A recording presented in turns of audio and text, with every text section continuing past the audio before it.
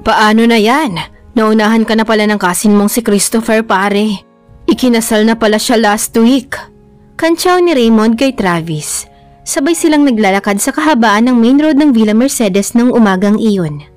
And I'm sure nag-aapura na siyang makabuo sila ng baby ng wife niya. You're more deserving than him, pare. He's a good man too. A business genius like our grandfather.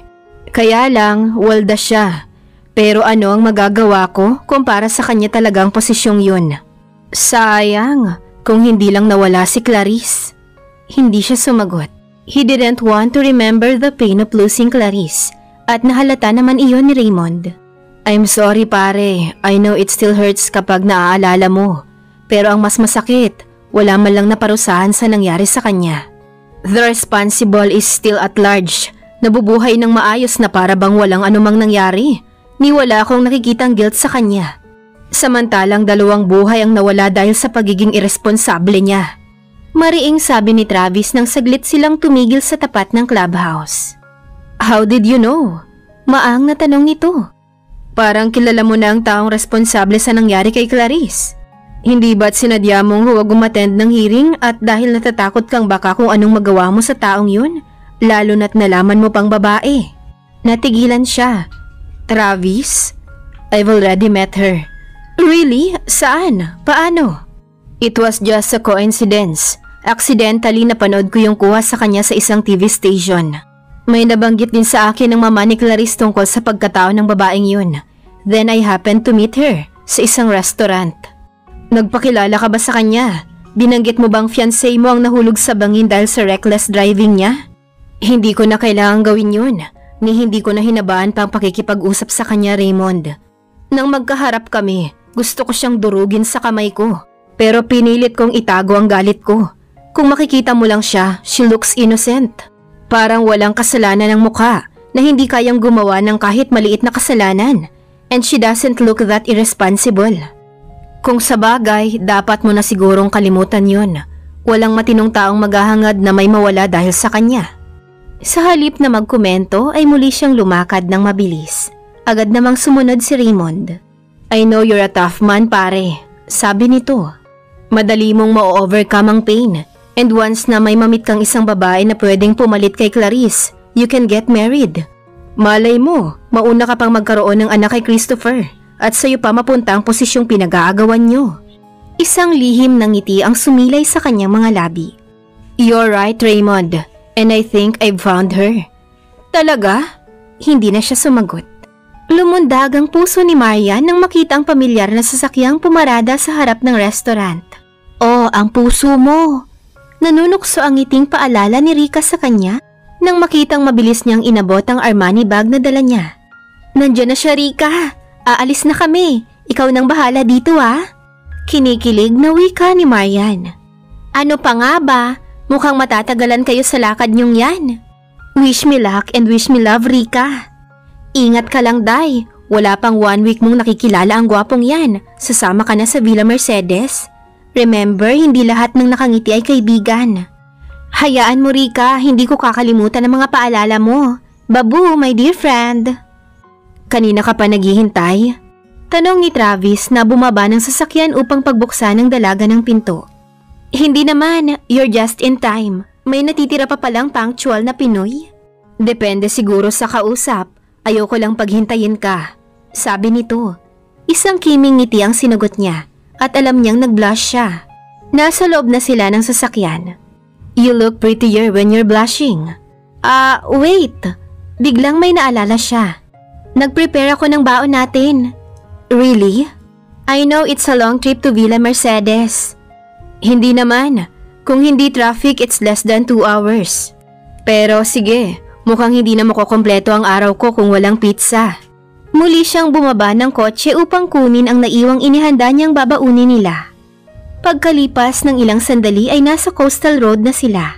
Masaya silang nag-uusap habang nasa daan. Akala ko nung una iti-turn down mo ang invitation ko, sabi ni Travis. To be honest with you, curious ako kung gaano kaganda ang Villa Mercedes. I'm sure you'll love the place. Isang bagay ang napansin ni Marian. Mabilis itong magmaneho. Kaya naman napahawak siya sa dashboard. Hindi ka ba sanay sa mabilis na pagpapatakbo? Tanong nito sa kanya nang mapansing ninenervyos siya. Hindi kasi ako mabilis mag-drive. Natural sa aming mga babae ang ganun. Marunong ka palang mag-drive. Hindi na ngayon. But why? Naumid naman siya. Hindi niya nagawang sagutin ang tanong nitong iyon. Kailangan ba niyang sabihin dito ang totoo? Marian, you didn't answer my question. Bakit hindi ka na nagda-drive? Did you have an accident? Untag ni Travis. Parang binudbura ng asin ang sariwang sugat sa puso ng dalaga. Binawian ako ng driver's license. Matamlay na sagot niya. Tuwid ang tingin niya sa kalsadang tinatahak nila. But why? Untag na naman ito. Hindi man lamang siya nagkahinala sa pang-iengganyo nito. Na-involve ako sa isang accident more than 4 months ago habang pupunta ako sa Tagaytay. Sa pag-iwas ko sa isang truck ay nawala ako sa tamang lane. Kaya, nasa tinig ni Travis ang eagerness na marinig ang buong kwento. Umiling ang dalaga. Kinuha niya ang plastic bottle ng mineral water at uminom. Please, wag na nating pag-usapan yun, Travis. Pinipilit ko na ngang kalimutan yun eh. Napansin niyang binagalan nito ang pagpapatakbo. Mas okay ba sa'yo ang ganitong speed? Oo, salamat. Mas malayo sa disgrasya. Kapag ako ang kasama mo, you don't have to worry. Just relax. Ngumiti na siya. Pinilit niyang iwaglit sa isip ang tungkol sa nangyari 4 months ago. Ngunit nang mapadaan sila sa lugar na bangin, na ang gilid doon sa mismong lugar kung saan nahulog ang kotseng minamaneho ni Clarice, ay natahimik na naman siya. Hindi niya alam na lihim siyang pinagmamasdan ni Travis. Napakaganda. Iyon ang unang adjective na ikinabit ni Marian sa Villa Mercedes. Mula sa perimeter fence nito na napipinturahan ng kulay krema at puti, hanggang sa entrance gate na may maringal at magandang landscaping, ay labis siyang humanga. Sinaluduhan ng security guard si Travis. Nang pumasok sa loob ang sasakyan ay lalo siyang humanga sa nakita. Unique ang architectural design na naghilerang mga villa. Tiyak na isang genius sa architecture ang nag-conceptualize ng buong lugar. Hindi ko alam na may nag-e-exist na ganito kagandang lugar sa Pilipinas. Pinaghalo ang ganda ng nature at talino ng may concept nitong villa. At lahat ng villa owners ay good-looking. Pabirong dugtong ni Travis. I agree to that. Nangingiting sakay niya. Nagdaan muna sila sa villa bago tumuloy sa beach. Napakaganda pala ng bahay mo, Travis. Really? Nagustuhan mo ba? Oo, ang totoo, ganito ang dream house ko. Puro salamin para maliwanag sa loob. Tagus-tagusan ng natural na liwanag. Napansin niya ang isang malaking frame na nasa isang bahagi ng wall. Ang nasa malaking larawan ay isang group picture ng top executives ng Centro Morales. Nilapitan niya yun. Hindi mo nabanggit sa akin na ikaw ang president ng Centro Morales. Baling niya sa binata. Importante pa bang malaman mo pa yun? Baka sabihin mo namang nagyayabang ako. Napaka-humble mo naman. Imagine pinagtsatsagaan mo ang kaliitan ng Marian's Pizza. Hindi ko alam na top executive ka pala ng isa sa mga kumpanya ng mga Morales. Humakbang si Travis palapit sa kanya matapos hawiin ng wall-to-wall draperies na nakatabing sa mga glass walls. Huwag mong sabihing mamaliitin mo na ang sarili mo ngayong nalaman mo kung sino talaga ako. I'm willing to be your servant anytime, Marian. Gusto niyang malunod sa mga sinasabi ng binata. Sinadya na lamang niyang baguhin ang paksa. Parang napaka-komportableng manirahan dito sa bahay mo. You can visit here as often as you want. Ano naman ang karapatan kong magpunta rito ng madalas? Kailangan mo pa ba ng license para makapunta rito anytime na gustuhin mo? Dito ako nakatira. Every weekend ay nandito ako. You can come with me every time na uuwi ako rito. Habang sinasabi nito iyon, ay lalo itong lumalapit sa kanya. At para siyang sinukol nito sa isang bahagi ng sala. Sa hindi niya maintindihang dahilan, ay nagmistula siyang na-freeze sa kinatatayuan. Hanggang sa maramdaman na lamang niyang hinahaplos na ni Travis ang kanyang buhok papunta sa pisngi niya. Would you believe me if I tell you that when I first set my eyes on you, hindi na natahimik ang isip ko? Hindi niya alam kung ngingiti o yuyuko. Hanggang sa naramdaman na lamang niyang nasa ilalim na ng kanyang baba ang mga daliri ng binata. Nanginig ang buong katawan niya. Ang init na nagmumula sa mga daliri nitong nakadaiti sa kanyang balat ay sapat na para makaramdam siya ng tila kuryenteng nanuot hanggang sa kaliit-liitan niyang himaymay. I like you, Marian. Bulong nito. Ang titig nito'y tila nanunuot sa kanyang kaluluwa. Hindi na niya naawat ang pagiging eratiko ng kanyang puso. At nang bumaba ang mukha nito ay napapikit siya. Ina-anticipate niya ang halik na igagawad ni Travis sa kanya. Ang ipinagtataka niya sa sarili kung bakit binigyan niya ito ng lisensya na hagkan siya. Samantalang kailan lamang sila nagkakilala nito. Subalit isang dampi at may paggalang na halik lamang ang iginawad nito sa kanyang mga labi. Pagkatapos ay naramdaman niyang binitawan siya ni Travis. Noon siya dumilat. I must admit I like you, Marian. Pero ayokong magkaroon ka ng impresyon na mahilig akong mag-take advantage. Anitong umatras ng kaunti. But I can't take my hands off you whenever you're near me. I want to hold you, touch you. Pakiramdam ni Marian ay nanunuot ang mga sinasabi nito sa kanyang puso. At wala na siyang magagawa para mapigilan ang paglago ng damdamin niya para dito. She was in love. At natitiyak niyang kapag nagtagal pa, mas malalim ang magiging damdamin niya para dito kaysa naramdaman niya noon para kay Rafael. Hindi siya kumilos sa kinatatayuan. Hinintay niyang sambitin nito ang mga katagang, I love you. Ngunit sumungaw ang maid mula sa pinto ng kusina. Sir, ipaghahanda ko po ba kayo ng pagkain? Hindi Karen. Tutuloy na kami sa beach. May pagkain naman doon para sa mga bisita at participants ng competition. May otoridad na sabi ni Travis. Nang tumalikod ang maid ay binalingan siya nitong muli. You can change your clothes now. I'm excited to see you in your swimsuit. Sige, magpapalit na ako. Matamlay na sagot niya. Disappointed siya dahil hindi niya narinig mula rito ang gusto niyang marinig. Ngunit sinabi naman itong gusto siya nito. At bakit niya ako hahalikan kung hindi niya ako mahal? I know the feeling is mutual. It's love at first sight. Pino, puting-puting buhangin at napakalinaw na tubig. Ngunit hindi iyon ang higit na tumawag sa pansin ni Marian. Kundi ang kakisigan ni Travis. Na nalantad ng alisin nito ang Hawaiian polong hindi nakabutones. Isang itim na micro shorts lamang ang naiwang suot nito na humahakab sa junior nito. Kung maganda itong magdala ng anumang kasuotan ay higit itong magandang pagmasda ng sandaling iyon. Broad shoulders, matikas na katawan at makinis na balat na kulay tan. Nasa tamang bahagi ang mga muscles nito. Hindi malaki ang katawan nito na tulad ng sa mga wrestlers. Subalit nagtataglay ito ng virility na tatawag ng pansin ng mga kababaihan. May magandang dahilan pala na hindi kami nagkatuluyan ni Rafael dahil may naghihintay na mas magandang pangyayari sa buhay ko. And this time, hindi na ako papayag na mawala pa sa akin si Travis. Wika ni Marian sa kanyang sarili matapos siya nitong igiya sa loob ng isang nipa shed sa dalampasigan ng villa. Paghuway lumapit ito sa isang kapwa villa owners. Nagkataon lang ba o talagang ang lugar na ito'y naging paradise para sa mga nagogapuhan at nagkikisigang lalaki sa mundo? Hindi niya malaman kung kanino titingin. Para bang tinipon sa villa ang lahat ng piling anak ni Adonis. Maya-maya ay nilapitan siyang muli ni Travis at kinuha ang isa niyang kamay. Come on, ipakikilala kita sa iba pang villa owners. Gusto niyang pagkakahawak nito sa kanyang kamay. May pag-iingat. Para bang gusto nitong ipakitang napaka-intimate ng kanilang relasyon at pag-aari siya ng binata. Halos malula siya nang makilala ang iba pang villa owners. Karamihan sa mga ito ay kilala sa iba't ibang larangan. Mistulang lugar ng mga celebrities ang villa. Gusto talagang manalo ni Travis sa competition. Biro ni Lyndon sa binata. Nagdala ka ng inspiration ha? Of course, ang lagay kayo lang. At inakbayan siya ng binata. May pagmamalaki naman siyang nararamdaman. Dahil hindi lingid sa kanyang mga mata ang kadalagahang naroon na nakatutok dito. Lalo pat nalaman niyang karamihan sa mga gorgeous men ng villa ay married na. At isa si Travis sa mga nalalabing binata. We're very happy that Travis has found a new love. Sabi ni Russell na misis ni Lyndon. Ito mismo ang nag-asikaso sa kanya at nagyayang kumuha ng pagkain sa mahabang table na puno ng pagkain.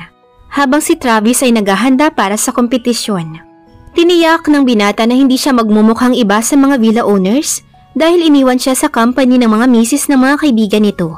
Natigilan naman si Marian habang may hawak na paper plate. Anong ibig sabihin ni Russell na nakatagpo ng bagong pag-ibig si Travis? Wika niya sa sarili. But you're such a lucky woman, Marian. Dugtong pa nito habang isinesenya sa kanya na kumuha na ng pagkain. Tikman mo itong paella marinera, ako ang nagluto niyan. Pero wag mo ring isnabi ng seafood kare-kare ko ha? Sabad naman ni Raquel na nasa likuran niya. Nakilala niyang misis ito ni Gabby na kasali rin sa jet ski competition at siyang defending champion. Magtatanong sana siya kung ano ang ibig sabihin ni Razel sa sinabi nitong nakatagpo ng panibagong pag-ibig si Travis. Nahiwatigan kasi niyang para bang kailan lang ay may special someone ng binata. Nakilala rin ng mga ito. Para bang may pinalitan lang siya sa puso ni Travis. At kung meron nga, gusto niyang malaman kung ano ang nangyari sa relasyon nito sa dati nitong girlfriend. Ngunit nawala na siya ng pagkakataon. Napasama na siya sa crowd ng mga misis ng mga villa owners. At tahimik niyang inasam na sana'y mapabilang siya sa mga maswerteng babaeng pinakasalan ng mga gorgeous men ng Villa Mercedes. Magaganda ang lahat ng mga misis ng kaibigan ni Travis. Friendly and very accommodating. Bago magsimula ang competition, ay lumapit si Travis sa kinaroroonan niya. Naglambing ito na subuan niya ng salmon na may mayonnaise at ginawa naman niya. Nang mapansin niyang halos lahat ng mga mata ay nakatingin sa kanila, na sinundan ng panunukso ng mga kaibigan ni Travis, ay nag-blush na naman siya.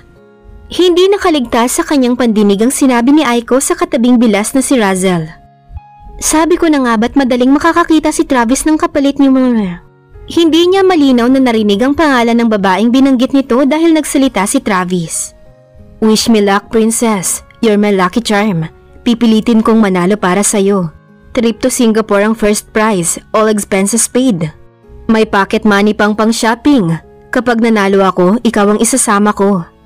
Nangislap naman ang mga mata ni Marian sa narinig. Isasama siya ni Travis sa Singapore? Ano ba ang gusto nitong ipahiwatig? Na sila na? Paanong naging sila samantalang hindi pa naman ito formal na nanliligaw sa kanya? O ganito talaga ang style ng mga katulad nito, hindi na kailangan ng formalidad. Ipinapakita nito ang nararamdaman sa pamamagitan ng mga kilos. At hindi tahasan ang panunuyo, kundi ipinahihiwatig sa mga titig, sa mga haplos, sa mga pag-aalala. Good luck then. Hindi ko pa alam kung gaano ka kagaling mag-jet ski, pero alam kong mananalo ka, sabi niya sa binata. Pinahid pa niya ang sulok ng bibig nito na namantsahan ng mayonnaise. Lalo pa siyang na-excite nang dampian nito ng magaang nahalik ang gilid ng kanyang labi. Saka nito isinuot ang life jacket at nagtuloy na sa kinaroroonan ng jet ski nito. Siya ang pinakamalakas ang palakpak nang ipakilala ang mga kasali sa kompetisyon. Si Travis ang pangalawang ipinakilala sa 8 competitors. Nang magsimula ang competition, siya rin ang pinakamalakas ang pag-cheer. Nang manalo si Travis, sinalubong niya ito ng yakap at hindi na niya ikinagulat nang muli siya nitong hagkan sa mga labi. This time, mas malalim ang halik na iginawad nito.